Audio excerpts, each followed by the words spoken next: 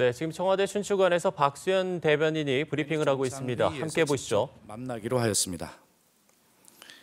이어서 오후 5시부터 20분간 이루어진 도널드 투스크 EU 정상회의 상임의장과의 통화에서 문 대통령은 한국은 EU와 기본협정, FTA, 위기관리활동 참여 등 3대 핵심 협정을 모두 체결한 나라라며 한 EU의 전략적 동반자 관계 발전이 매우 만족스럽다라고 말했습니다. 문 대통령은 또 EU가 한국의 북한 핵 폐기 정책에 대해 지속적으로 지지해 주신 데 대해 감사드린다면서 EU는 이란 핵 문제 타결에서도 아주 중요한 역할을 한 바 있어서 앞으로 북한 핵의 완전한 폐기를 위해서 대한민국과 EU 사이 전략적인 소통과 협력을 지속적으로 강화해 나가기를 바란다라고 말했습니다.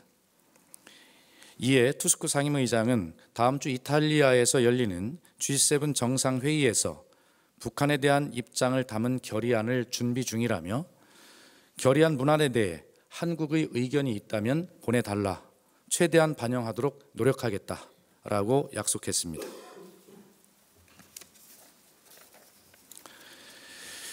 이어서 아세안 특사 파견 관련 내용입니다.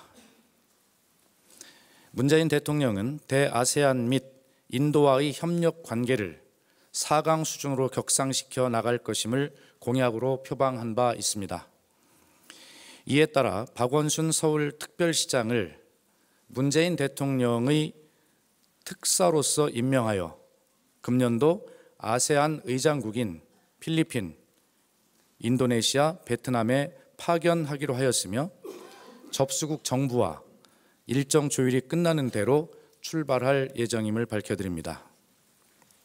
아세안은 우리나라 제2의 교역 상대로 매년 300억 달러가 넘는 무역 흑자를 내고 있으며 우리나라 사람들이 가장 많이 방문하는 곳입니다. 특사는 문재인 대통령의 협력 외교 강화 의지가 담긴 친서를 전달할 예정이며 방문국의 고위 관계자들을 두루 만나 우리 신정부의 정책과 비전을 설명하고 양국 관계 발전 방안에 대해 심도 있는 의견을 교환할 예정입니다. 이번에 아세안에 별도의 특사를 파견키로 한 것은 한반도와 동북아를 넘어 우리 외교의 지평을 넓히고 다원화된 협력 외교를 추진해 나가고자 하는 신정부의 적극적인 의지를 반영한 것입니다. 특사 대표단의 활동은 우리 정부의 대외 정책에 대한 인식을 제고하고 주요 현안에 대한 의견을 교환함으로써 신정부 협력 외교 추진을 위한 기반을 구축할 수 있을 것으로 기대됩니다. 다음은 지난 16일 국무회의에서 설치 의결된 대통령 직속의 국정기획자문위원회 명단을 발표하겠습니다.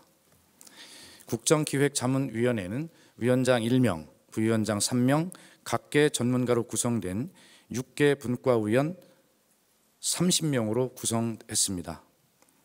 국정기획자문위원회는 기획분과, 경제 1분과, 경제 2분과, 사회분과, 정치행정분과, 외교안보분과를 두고 기본 50일 그리고 필요시 20일 연장까지 포함하여 최장 70일까지 정부가 추진할 주요 정책을 선정하고 실행을 하기 위한 중장기 계획도 수립하게 될 것입니다. 아시는 대로 위원장은 김진표 민주당 의원이고 부위원장은 홍남기 국무조정실장인데 홍남기 실장이 간사위원을 맡게 됩니다. 또 다른 부위원장에는 김태년 민주당 의원이고 새로 임명되게 될 대통령 비서실 정책실장이 나머지 한 명의 부위원장을 맡게 됩니다. 분과위원 명단은 별도로 배포하기로 하고 시간 관계상 분과위원장만 말씀드립니다.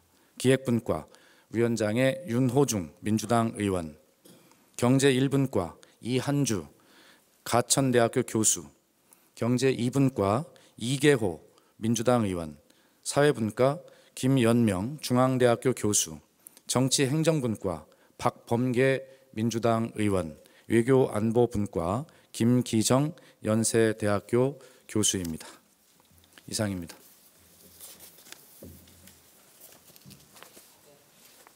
질문 받겠습니다. 강병철 기자님.